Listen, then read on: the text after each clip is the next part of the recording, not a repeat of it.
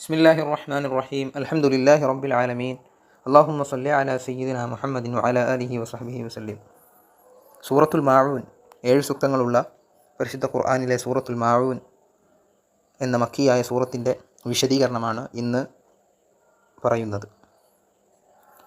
പ്രഥമ ആയത്ത് അറഅയ്തല്ലദീ യുകദ്ദിബു ബിദ്ദീൻ.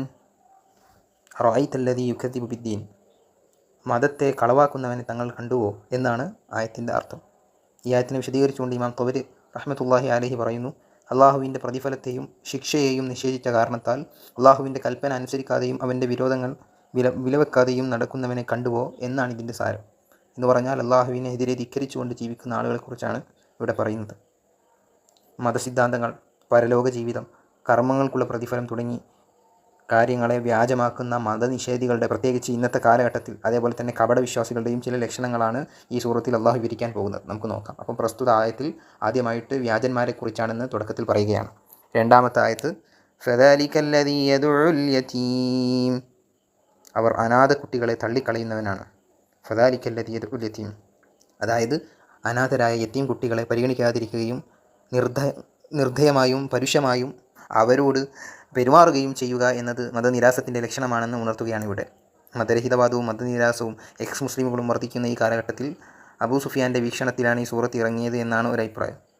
എന്ന് പറഞ്ഞാൽ അബൂ സുഫിയാൻ ഈ സൂറത്തിൻ്റെ സബബുൻ നുസൂലിൻ്റെ പിന്നിലെ അതിൻ്റെ ചരിത്രങ്ങളെക്കുറിച്ച് അയിമ്മത്ത് പഠിപ്പിക്കുന്നത്, അബൂ സുഫിയാൻ അദ്ദേഹം എല്ലാ ആഴ്ചയിലും ഒട്ടകത്തെ അറക്കാറുണ്ടായിരുന്നു. ഒരിക്കൽ ഒരു അനാഥ കുട്ടി അല്പം മാംസം ചോദിച്ചു. എന്നാൽ തൻ്റെ കയ്യിലുള്ള വടി കൊണ്ട് ആ കുട്ടി അബൂ സുഫിയാൻ തട്ടിമാറ്റി. അപ്പോഴാണ് ഈ ആയത്തിറങ്ങുന്നത്. സമാന സ്വഭാവമുള്ള മറ്റു പലരുടെയും വിഷയത്തിൽ ആണ് ഇറങ്ങിയതെന്നും അഭിപ്രായമുണ്ടെന്ന് തഫ്സീറുൽ ഖുർത്തുബി ഇമാം നമ്മോട് വിശദീകരിച്ച് തരുന്നുണ്ട്.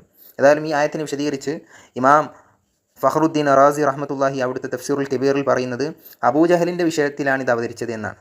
അയാളുടെ കീഴിൽ ഒരു അനാഥനുണ്ടായിരുന്നു. അവൻ്റെ സ്വത്ത് അബൂജഹൽ കൈവശം വെച്ചിരുന്നു എന്ന് മാത്രമല്ല, ഒരിക്കൽ നഗ്നത മറക്കാനുള്ള വസ്ത്രത്തിന് വേണ്ടി അവൻ പണം ചോദിച്ചപ്പം അവനെ പരിഗണിക്കാതെ അവൻ നെവർ ചെയ്തുകൊണ്ട് അബൂജഹൽ ആട്ടി ഓടിച്ചു.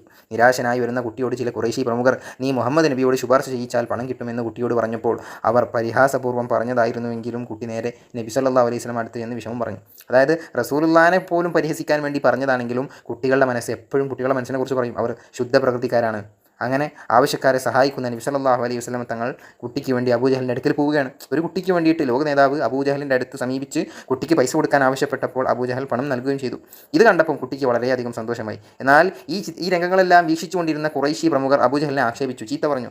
അപ്പോൾ അവൻ പറഞ്ഞത്, മുഹമ്മദിൻ്റെ 2 ചുമലിൽ നിന്നും എൻ്റെ നേർക്ക് നീണ്ടുവരുന്ന 2 കുന്തം ഞാൻ കണ്ടു. അതായത് മുഹമ്മദ് നബി സല്ലല്ലാഹു അലൈഹി വസല്ലം തങ്ങൾ ഈ വിഷയവുമായിട്ട് അബൂജഹലിനെ സമീപിച്ചപ്പോൾ അദ്ദേഹത്തിനെ എതിരെ ഒഴിഞ്ഞു മാറാൻ എനിക്ക് കഴിഞ്ഞില്ല. എൻ്റെ എതിരിൽ 2 കുന്തങ്ങൾ എന്നെ ലക്ഷ്യം വെച്ച് വരുന്നത് ഞാൻ കണ്ടപ്പോൾ മുഹമ്മദിന് ഉത്തരം ചെയ്തില്ലെങ്കിൽ കൊത്തുകൊള്ളുമെന്ന് വരെ ഞാൻ ഭയപ്പെട്ടു.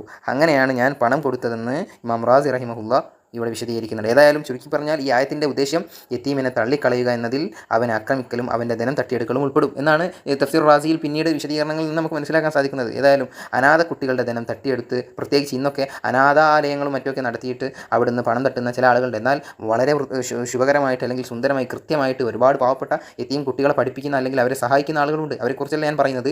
ഇങ്ങനെ അനാഥ കുട്ടികളുടെ പണം തട്ടിയെടുത്ത് സ്വന്തം വയറ്റിലാക്കി അങ്ങനെ ശീലമാക്കിയവർക്കിടയിൽ നബി സല്ലല്ലാഹു അലൈഹി വസല്ലം തങ്ങളുടെ ഈ നീതിക്ക് വേണ്ടിയുള്ള പോരാട്ടം എന്നത് ചിന്തനീയം തന്നെയാണ്. എന്ന് പറഞ്ഞാൽ അനാഥ കുട്ടികൾക്ക് ഇസ്ലാം നൽകുന്നവരെ, അനാഥരെ സംരക്ഷിക്കുന്നതിനും അവർക്ക് നന്മ ചെയ്യുന്നതിനും മുന്തിയ പരിഗണനയാണ് നബി സല്ലല്ലാഹു അലൈഹി വസല്ലം തങ്ങളുടെ ഹദീസിലും ഖുർആനിലൊക്കെ നമുക്ക് കാണാൻ സാധിക്കുന്നത്. നബി സല്ലല്ലാഹു അലൈഹി വസല്ലം പറയുന്നുണ്ട്, ഒരു അനാഥനെ ആരെങ്കിലും തന്നോട് ചേർത്ത് നിർത്തുകയും അവൻ്റെ വിഷയത്തിൽ പ്രാപ്തനാകുന്നത് വരെ അവനെ സംരക്ഷിക്കുക, അതായത് അവർക്ക് വേണ്ട സഹായങ്ങളെല്ലാം നമ്മുടെ ഭാഗത്തു നിന്ന് ചെയ്തു കൊടുക്കുകയാണെങ്കിൽ അവന് സ്വർഗ്ഗം നിർബന്ധമാണെന്ന് ഇമാം അഹ്മദ് റഹിമഹുല്ലാ റിപ്പോർട്ട് ചെയ്യുന്ന ഹദീസിൽ നമുക്ക് കാണാൻ സാധിക്കും. അനാഥനുള്ള ഭക്ഷണം അള്ളാഹുവിൻ്റെ അടുക്കൽ ഏറ്റവും മഹത്വമുള്ളതാണ്. അതായത് അനാഥന് വേണ്ടി നമ്മൾ കൊടുക്കുന്ന ഭക്ഷണം അതിന് വലിയ മഹത്വമുണ്ടെന്ന് നബി സല്ലല്ലാഹു അലൈഹി വസല്ലം തങ്ങൾ പറഞ്ഞതായിട്ട് തഫ്സീർ റാസി അതിൻ്റെ ഈ ആയത്തിൻ്റെ വിശദീകരണത്തിൽ പറഞ്ഞതായിട്ട് നമുക്ക് കാണാൻ സാധിക്കും. ഇതാണ് രണ്ടാമത്തെ ആയത്ത്. ഇനി മൂന്നാമത്തെ ആയത്ത് വലാ യഹുദ്ദു അലാ ത്വആമിൽ മിസ്കീൻ.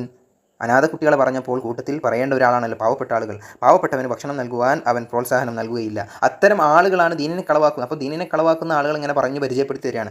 അതായത് ഇവിടെ സാധുവിന് ഭക്ഷണം കൊടുക്കാൻ സ്വയം തന്നെ അവൻ പ്രേരിപ്പിക്കില്ല എന്നും, അതായത് മറ്റുള്ളവർക്ക് സാധുവിന് ഭക്ഷണം കൊടുക്കാൻ അതായത് സ്വയം നന്നാക്കുകയില്ല എന്ന് പറഞ്ഞതുപോലെ മറ്റുള്ളവർക്ക് ഭക്ഷണം കൊടുക്കുകയുമില്ല, കൊടുക്കുന്നവരെ തടയുകയും ചെയ്യും എന്നും അഭിപ്രായമുണ്ട് ഈ ഒരു ആയത്തിൻ്റെ തഫ്സീറിൽ. ഏതായാലും സാധുവിൻ്റെ കാര്യം പരിഗണിക്കാൻ കാരണം അവൻ്റെ വിശ്വാസരാഹിത്യമാണ്. എന്ന് പറഞ്ഞാൽ ഇവൻ വിശ്വസിക്കാതിരിക്കുന്നത് കൊണ്ടാണ് ഇവൻ പാവങ്ങളെ പരിഗണിക്കാത്തത്. സാധുവിന് ഭക്ഷണം കൊടുത്തിട്ട് എന്ത് നേട്ടം എന്നാണ് ഇവർ ചിന്തിക്കുക. ഇത് പരലോക പ്രതിഫലത്തെ പച്ചയായി നിഷേധിക്കുന്നവർക്കല്ലാതെ ചിന്തിക്കാനാവില്ല. കാരണം നബി സല്ലല്ലാഹു അലൈഹി വസല്ലം തങ്ങൾ യതീം, മിസ്കീൻ, ഫുഖറ തുടങ്ങിയ സാധുജനങ്ങളെ എപ്പോഴും പരിഗണിക്കണമെന്ന് പല ഹദീസുകളിലായി പറയുന്നുണ്ട്. ശരിക്കും യതീം കുട്ടികൾക്ക് ഭക്ഷണം നൽകുന്നില്ലെങ്കിലും ഭക്ഷണം നൽകാൻ പ്രോത്സാഹിപ്പിക്കുന്നില്ലെങ്കിലും കുറ്റക്കാരനാണ് എന്നൊരു ചോദ്യത്തിൻ്റെ മറുപടി റാസി റഹിമഹുല്ലാഹ് പറഞ്ഞു വെക്കുന്നുണ്ട്. അതായത് ഇങ്ങനെ ആക്ഷേപിക്കാൻ, അതായത് യതീം കുട്ടികൾക്ക് ഭക്ഷണം കൊടുക്കാത്തവനെതിരെ ഖുർആൻ പറയാൻ അല്ലേ, വലാ യഹുദ്ദു അലാ ത്വആമിൽ മിസ്കീൻ എന്ന് പ്രത്യേകം പറയാൻ കാരണം ഈവൻ മതത്തിനെതിരെ പരിശുദ്ധ ദീനുൽ ഇസ്ലാമിനെ നിഷേധിച്ചുകൊണ്ട് അത് കാരണമാണ് ഇങ്ങനെയുള്ള ചെയ്തികളൊന്നും ചെയ്യാത്തത് എന്നാണ് റാസി റഹിമഹുല്ലാഹ് വ്യക്തമാക്കുന്നത്. അതായത് ഈ യതീം കുട്ടികൾക്ക് നമ്മൾ ഭക്ഷിപ്പിക്കാതിരിക്കുക അല്ലെ, വലാ യഹുദ്ദു പ്രേരിപ്പിക്കാതിരിക്കുക എന്നാണ് പറഞ്ഞത്. അപ്പം കൊടുക്കാതിരിക്കുക എന്നല്ല, യതീം കുട്ടികൾക്ക് പാവപ്പെട്ടവർക്ക് ഭക്ഷണം കൊടുക്കാതിരിക്കുക എന്നല്ല, പ്രേരിപ്പിക്കാതെ. കാരണം സത്യവിശ്വാസികളെ കുറിച്ച് അല്ലാഹു സുബ്ഹാനഹു വ തആല പറയുന്നത് അവർ പരസ്പരം കാരുണ്യം കൊണ്ട് ഉപദേശിക്കുന്നവരാണെന്ന്. അപ്പോൾ പിന്നെ അവരങ്ങനെ ചെയ്തിട്ടില്ലെങ്കിൽ അത് അവൻ മതത്തെ നിഷേധിക്കുന്നത് കൊണ്ടാണ് എന്നും അതുകൊണ്ട് പാവപ്പെട്ടവർക്ക് ഭക്ഷണം നൽകുന്നതിന് പ്രേരിപ്പിക്കണമെന്നുമാണ് പ്രസ്തുത ആയത്ത് നമ്മളോട് സൂചിപ്പിക്കുന്നത്. 4-ാമത്തെ ആയത്ത് ഫവൈലുൽ ലിൽ മുസല്ലീൻ, നിസ്കരിക്കുന്നവർക്കാണ് നാശം. അല്ലദീന ഹും അൻ സ്വലാത്തിഹിം സാഹൂൻ. കേവലം ഫവൈലുൽ മുസല്ലീൻ എന്ന് പറഞ്ഞാൽ നമുക്ക് ഒരു പക്ഷേ മനസ്സിലാവില്ല. അപ്പം അടുത്ത ആയത്തും കൂടി നമ്മൾ മനസ്സിലാക്കണം. അതായത് നിസ്കാരത്തെക്കുറിച്ച് അശ്രദ്ധരായവർക്ക് ആണ് നാശം എന്നാണ് പരിശുദ്ധ ഖുർആൻ പറഞ്ഞു വെക്കുന്നത്. ഇവിടെ നിസ്കാരത്തെക്കുറിച്ച് അശ്രദ്ധരാവുക എന്ന് പറഞ്ഞതിൻ്റെ ഉദ്ദേശം ഈ തഫ്സീറുകളിൽ കാണാം, അതിൻ്റെ സമയത്തെ വിട്ട് പിന്തിപ്പിക്കുക എന്ന് പറഞ്ഞാൽ 5 വക്ത് നിസ്കാരം ഫർലാക്കപ്പെട്ട ലോകത്തുള്ള ഏത് വിശ്വാസിക്കും ഏത് സാഹചര്യത്തിലും അല്ലാഹു സുബ്ഹാനഹു വ തആല നൽകിയിട്ടുള്ള ഈ 5 വക്ത് നിസ്കാരം അത് നിൽക്കാൻ കഴിയാത്തവൻ ഇരുന്നും ഇരിക്കാൻ കഴിയാത്തവൻ ചെരിഞ്ഞു കിടന്നും അതിന് കഴിയില്ലെങ്കിൽ മലർന്നു കിടന്നു തുടങ്ങി ഓരോ ഘട്ടങ്ങളും കർമ്മശാസ്ത്രത്തിൽ കൃത്യമായി വിശദീകരിക്കുന്നുണ്ട്. എന്നാൽ ഇവിടെ പറയുന്നത് അങ്ങനെ നിസ്കരിക്കാൻ കഴിയാത്തവൻ എന്ന് പറഞ്ഞാൽ ആ 5 വക്ത് നിസ്കാരവും അല്ലാഹു സുബ്ഹാനഹു വ തആല കൃത്യമായിട്ടുള്ള സമയം നിശ്ചയിച്ചിട്ടുണ്ട്. ആ സമയത്തെ തൊട്ടും പിന്തിച്ച് അവൻ്റെ നിസ്കാരം ഖളാ ആക്കുന്ന അവസ്ഥയിലേക്ക് എത്തിയാൽ അവനെക്കുറിച്ചാണ് ഇത് പറഞ്ഞിട്ടുള്ളത്. മറ്റൊരു രസകരമായ വ്യാഖ്യാനം പലപ്പോഴും നമ്മൾ ചിന്തിക്കേണ്ട ഒന്ന്, അതായത് ആളുകൾ ഉള്ളപ്പോൾ നിസ്കരിക്കും, ആളുകൾ ഇല്ലെങ്കിൽ നിസ്കരിക്കില്ല. ഇങ്ങനെ ചെയ്യുന്നതിനെക്കുറിച്ചാണ് പറഞ്ഞതെന്ന് നമുക്ക് കാണാൻ സാധിക്കും. പല വ്യാഖ്യാനങ്ങളും ഈ ആയത്തിൻ്റെ തഫ്സീറുകളിൽ മുഫസ്സിറുകളിൽ രേഖപ്പെടുത്തുന്നുണ്ട്. പ്രധാനപ്പെട്ടത് മാത്രം പറയുകയാണ് എൻ്റെ ലക്ഷ്യം. മറ്റൊന്നാണ്, നിസ്കാരത്തിന് പ്രത്യേകിച്ച് മഹത്വമൊന്നുമില്ല എന്ന് ധരിച്ചു വെക്കുന്ന ആളുകൾ അവരെക്കുറിച്ചാണ് എന്നും, അതല്ല നിസ്കരിച്ചാലും നിസ്കരിച്ചിട്ടില്ലെങ്കിലും തനിക്കതൊന്നും ഒരു പ്രശ്നമല്ല എന്ന ഒരു മനസ്ഥിതിയുള്ള ചില ആളുകളുടെ നമുക്കിടയിൽ, അവരെക്കുറിച്ചാണ് പറഞ്ഞതെന്നും കാണാം. ഏതായാലും സമയബന്ധിതമായി നിർവഹിക്കാൻ ശക്തമായ കൽപ്പനയുള്ള പരിശുദ്ധ ഇസ്ലാമിലെ ഈ 5 വക്ത് നിസ്കാരം സമയത്തെ തൊട്ട് പിന്തിപ്പിക്കുന്നതും അതേപോലെ തന്നെ നിസ്കാരം തന്നെ ഉപേക്ഷിക്കുന്നതും മഹാപാതകം തന്നെയാണ്. ഇവിടെ നമുക്കൊക്കെ ഉന്നയിക്കുന്ന ഒരു ചോദ്യം എന്താണെന്ന് വെച്ചാൽ, ഉണ്ടാകുന്ന ഒരു ചോദ്യം, ആദ്യം 2 ആയത്തുകളിൽ പാവപ്പെട്ടവരെയും യത്തീം കുട്ടികളെയും ആണല്ലോ പറഞ്ഞത്, പിന്നെ എങ്ങനെ നിസ്കാരത്തിലേക്ക് കടന്നു വന്നത്? ഇതിൻ്റെ ഉദ്ദേശം എന്തെന്ന് വെച്ചാൽ, അതായത് യത്തീം കുട്ടികളെ പരിഗണിക്കാത്ത, പാവപ്പെട്ടവർക്ക് ഭക്ഷണം നൽകാൻ പ്രേരിപ്പിക്കാത്ത ആളുകൾ തീർച്ചയായിട്ടും അള്ളാഹുവിനോടുള്ള കടമയാകുന്ന നിസ്കാരത്തിലും വീഴ്ച വരുത്തുമെന്നാണെന്ന് ഇമാം റാസി റഹിമഹുല്ലാഹ് പറഞ്ഞു വെക്കുന്നുണ്ട്. അതായത് പരിശുദ്ധ ഖുർആനിൽ നിസ്കരിക്കുന്ന ആളുകളെ കുറിച്ച് പറയുന്നത് ഇന്ന സ്വലാത്ത തെൻഹാനിൽ ഫഹ്ശാഇ വൽ മുങ്കർ, കൃത്യമായിട്ടുള്ള യഥാർത്ഥ നിസ്കാരമാണെങ്കിൽ അവർ ഒരു തെറ്റും ചെയ്യുകയില്ല, അവർക്കൊരു തെറ്റും ചെയ്യാൻ സാധിക്കുകയില്ല. കാരണം നിസ്കാരം തെറ്റുകളിൽ നിന്നൊക്കെ തടയും. എന്നാൽ ഇങ്ങനെ നിസ്കരിക്കുകയാണെങ്കിൽ, അതായത് യത്തീം കുട്ടികളെ ആക്രമിക്കുന്ന ആളുകൾ, അതല്ലെങ്കിൽ പാവപ്പെട്ടവരെ അവർക്ക് ഭക്ഷണം നൽകാൻ പ്രേരിപ്പിക്കാത്ത ആളുകൾ, അവർ യഥാർത്ഥത്തിൽ നിസ്കരിക്കുന്ന ആളുകളല്ല എന്നതിലേക്കും കൂടി ഈ ആയത്ത് സൂചന നൽകുന്നുണ്ട്. ചുരുക്കി പറഞ്ഞാൽ സൃഷ്ടാവിനോടും സൃഷ്ടികളോടും കടമകൾ നിർവഹിക്കാതെയുള്ള ഇങ്ങനെ ജീവിക്കുന്നവർക്കാണ് നാശം എന്നാണ് ഈ 4 ആയത്തുകളിൽ പറഞ്ഞു വെക്കുന്നത്. ഇനി അല്ലദീന ഹും യുറാഊൻ എന്നതാണ് 6-ാമത്തെ ആയത്ത്. അതെ, മറ്റുള്ളവരെ കാണിക്കുവാനായി പ്രവർത്തിക്കുന്നവർ.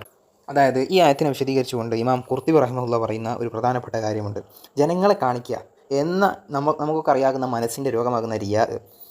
അപ്പം ഈ റിയാ എന്ന ആശയം, അതായത് ആരാധന കൊണ്ടും മറ്റു സുഹൃത്തുക്കളെ കൊണ്ടും ജനങ്ങളുടെ മനസ്സിൽ സ്ഥാനം ആഗ്രഹിക്കുക, അത് പല രൂപത്തിലുണ്ടാകും. അപ്പം ഈ റിയാ അല്ലദീന യുറാഊൻ, അപ്പോൾ ജനങ്ങളെ കാണിക്കാൻ വേണ്ടിയിട്ട് നിസ്കരിക്കുന്ന ആളുകൾ. അപ്പം ഈ റിയാ പല രൂപത്തിലുണ്ടാകും. ഒന്ന്, നല്ല കാര്യങ്ങൾ ചെയ്യും, പക്ഷേ അതുകൊണ്ട് അള്ളാഹുവിൻ്റെ വജ്ഹ് പൊരുത്തം ഉദ്ദേശിക്കാതെ, മറിച്ച് ജനങ്ങൾക്കിടയിൽ നല്ല പ്രശംസയും പേരും പോരിശയും സ്ഥാനവും ലഭിക്കണമെന്ന് കരുതിക്കൊണ്ട് ചെയ്ത് കാട്ടിക്കൂട്ടുക എന്ന് വേണമെങ്കിൽ പറയാം.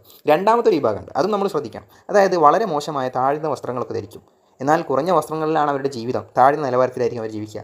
എന്നിട്ട് താൻ ദുന്യാവിനോടൊരു ബന്ധമില്ലാത്ത ആളാണ്, അല്ലെങ്കിൽ ദുന്യാവിനോട് താല്പര്യമില്ലാത്ത ആളാണെന്ന് വരുത്തി തീർക്കുകയാണ് അവരുടെ ലക്ഷ്യം. പക്ഷേ അവരുടെ മനസ്സിൻ്റെ ഉള്ളിൽ മുഴുവനും പൊങ്ങച്ചം, അതേപോലെ തന്നെ അഹന്തയും അഹങ്കാരവുമായിരിക്കും.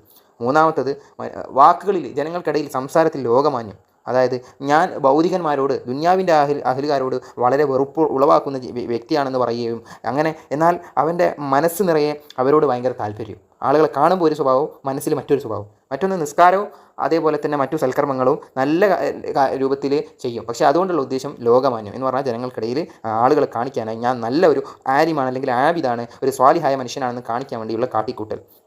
അതായത് ഇവൻ ചെയ്യുന്ന കർമ്മങ്ങൾ ഒന്നും ചെയ്യുന്നില്ലെങ്കിൽ, അതായത് ആരും കാണുന്നില്ലെങ്കിൽ ഇവന് ആ കർമ്മങ്ങളിൽ ഒരു സ്ഥിരതയോ അല്ലെങ്കിൽ അത്തരം കർമ്മങ്ങൾ ചെയ്യുകയോ ഇല്ല എന്നാണ് ഈ ആയത്തിൻ്റെ വിശദീകരണത്തിൽ ഇമാം ഖുർത്തുബി റഹിമഹുല്ലാഹ് പറയുന്നത്. ചുരുക്കി പറഞ്ഞാൽ ആളുകളെ കാണിക്കാനായിട്ട് ഒരു കർമ്മം നമ്മൾ ചെയ്തിട്ട് കാര്യമില്ല. അങ്ങനെ ചെയ്യുന്ന ഒരു കർമ്മം അള്ളാഹുവിൻ്റെ അടുക്കൽ സ്വീകാര്യമാവുകയില്ല, അതിന് പ്രതിഫലം ലഭിക്കുകയില്ല, ആഖിറത്തിൽ നമ്മൾ കൈമടക്കേണ്ടി വരും. ആളുകളെ കാണിക്കാനായി കർമ്മം ചെയ്യൽ വിശ്വാസിയെ സംബന്ധിച്ചിടത്തോളം ഒരിക്കലും നല്ലതല്ല, മറിച്ച് അതെല്ലാം മുനാഫിക്കിൻ്റെ ലക്ഷണങ്ങളാണ്. ഇനി അടുത്ത ആയത്ത് വയം നഊനൽ മാഊൻ, പരോപകാര വസ്തുക്കളെ മുടക്കുകയും ചെയ്യുന്നവർ, അവർക്കാണ് നാശം. നമ്മൾ ഫവൈലുല്ലിൽ മുസല്ലീൻ അറൈതല്ലദി യുക്കദ്ദിബു ബിദ്ദീൻ, അപ്പോൾ ഫവൈലുല്ലിൽ മുസല്ലീൻ എന്നതിലേക്കാണ് ഈ ആയത്തിൻ്റെ മടക്കം. ഇമാം തബരി റഹിമഹുല്ല ഈ ആയത്തിനെ വിശദീകരിച്ചുകൊണ്ട് പറയുന്നത്, ഇവിടെ പറയുന്ന മാഊൻ എന്നതിന് വിവിധ വ്യാഖ്യാനങ്ങളുണ്ട്. അതായത് നിർബന്ധമായിട്ടും നമ്മളൊക്കെ കൊടുക്കേണ്ട സക്കാത്ത് ഉണ്ട്. ഖുർആനിൽ നിസ്കാരത്തിൻ്റെ കൂടെ ചേർത്തി പറഞ്ഞ ആത്തു സക്കാത്ത എന്ന് പറയുന്ന, അതേപോലെ തന്നെ ഇമാം ത്വബരി റഹിമഹുല്ല മാഊന് പറഞ്ഞ മറ്റ് വിശദീകരണങ്ങൾ നമ്മൾ സാധാരണ പണിക്കൊക്കെ ഉപയോഗിക്കുന്ന മൺവെട്ടി, മഴു, വെള്ളം, തീ, ഉപ്പ്, കൊട്ടക്കോരി, അതേപോലെ തന്നെ തുടങ്ങിയ അത്യാവശ്യം വീട്ടു സാധനങ്ങൾ പരസ്പരം വായ്പ ചോദിക്കുമ്പം അത് കൊടുക്കാതെ വിസമ്മതിക്കുന്നവർക്ക് എന്നും വ്യാഖ്യാനമുണ്ട്. അതുകൊണ്ട് തന്നെ ജനങ്ങൾക്ക് തടയാൻ പാടില്ലാത്ത വസ്തുക്കൾ എന്തൊക്കെയാണെന്ന് ആയിഷാ ബീവി ഒരിക്കൽ നബി സല്ലല്ലാഹു അലൈഹി വസല്ലം തങ്ങളോട് ചോദിച്ചപ്പം നബി സല്ലല്ലാഹു അലൈഹി വസല്ലം തങ്ങൾ കൊടുത്ത മറുപടി വെള്ളം, തീ, ഉപ്പ് ഇവ മൂന്നുമാണെന്ന് മറുപടി പറയുന്നുണ്ട്. വെള്ളം തടയരുതെന്ന് നമുക്കറിയാം നബി എന്ന് ആയിഷാ ബീവി മറുപടി കൊടുക്കുന്നുണ്ട്. വെള്ളത്തിൻ്റെ പ്രാധാന്യം അത്രമേൽ വലുതാണല്ലോ. എന്നാൽ തീയും ഉപ്പും എന്തിനാണ് ഇത്ര പ്രാധാന്യമുള്ളതെന്ന് ചോദിച്ചപ്പം നബി സല്ലല്ലാഹു അലൈഹി വസല്ലം പറഞ്ഞത്, നീ കൊടുക്കുന്ന തീ മുഖേന ആരെങ്കിലും ഭക്ഷണമൊക്കെ പാകം ചെയ്താൽ ആ ഭക്ഷണം ധർമ്മം ചെയ്തതിൻ്റെ കൂലി നിനക്ക് ലഭിക്കും. ഉപ്പ് നമുക്കറിയാം, ഉപ്പില്ലാത്ത ഭക്ഷണം ഒന്നിനും കഴിയില്ല. അത് കഞ്ഞിക്കാണെങ്കിൽ പോലും ഉപ്പ് വേണം. അപ്പോൾ ഉപ്പ് നമ്മൾ കൊടുക്കുമ്പം ആ ഉപ്പ് മുഖേന ആരെങ്കിലും ഭക്ഷണം, നല്ല സ്വാദിഷ്ടമായ ഭക്ഷണം തയ്യാറാക്കുകയാണെങ്കിൽ ആ ഭക്ഷണം ധർമ്മം ചെയ്തതിൻ്റെ കൂലി നിനക്ക് ലഭിക്കുമെന്നും മുത്ത് റസൂലുള്ളാഹി സ്വല്ലല്ലാഹു അലൈഹി വസല്ലം തങ്ങൾ പഠിപ്പിച്ചു കൊടുത്തു. ശരിക്കും ഈ വെള്ളം ലഭ്യമാകുന്ന സ്ഥലങ്ങളിൽ, അതായത് വെള്ളമുള്ള സ്ഥലങ്ങളിൽ, ഭൂമിയിൽ ആ സ്ഥലങ്ങളിൽ ആർക്കെങ്കിലും വെള്ളം നമ്മൾ കൊടുത്താൽ 60 ആളുകളെ അടിമത്തത്തിൽ നിന്ന് മോചിപ്പിച്ചതിന് തുല്യമാണെന്നും, ഇനി വെള്ളമില്ലാത്ത ഒരു സ്ഥലത്ത് നമ്മൾ ഒരാൾക്ക് വെള്ളം കൊടുക്കുകയാണെങ്കിൽ, അവിടെ ദാഹം ശമിപ്പിക്കുകയാണെങ്കിൽ ഒരു മനുഷ്യനെ ജീവിപ്പിക്കുന്നത് പോലെയാണെന്നും അള്ളാഹുവിൻ്റെ റസൂല് പറഞ്ഞിട്ടുണ്ട്. ഒരാളുടെ ജീവൻ രക്ഷിക്കുന്നത് മനുഷ്യരെ മുഴുവനും ജീവിപ്പിക്കുന്നത് പോലെയാണെന്ന് ഖുർആൻ തന്നെ പറഞ്ഞിട്ടുണ്ടല്ലോ. ഫകഅന്നമാ അഹ്യന്നാസ ജമീഅ, അപ്പോൾ അത്രയും വലിയ മഹത്തരമാണെന്ന് ഖുർത്തുബി ഇമാം ഈ ആയത്തിൻ്റെ തഫ്സീറിൽ പറഞ്ഞു വെക്കുന്നുണ്ട്.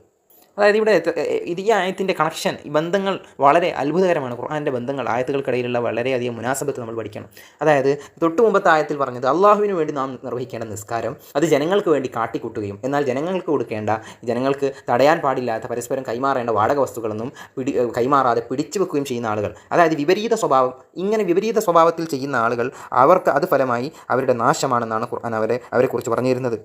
ഈ ആയത്തിൻ്റെയൊക്കെ തഫ്സീർ എഴുതിയ ബഹുമാനപ്പെട്ട ഇമാം റാസി റഹിമഹുല്ല, സൂറത്തുൽ മാഊൻ കഴിഞ്ഞാൽ സൂറത്തുൽ കൗസറാണല്ലോ, മുത്ത് റസൂലുള്ളാഹിന്റെ മഹത്വം പറയുന്ന സൂറത്താണ്.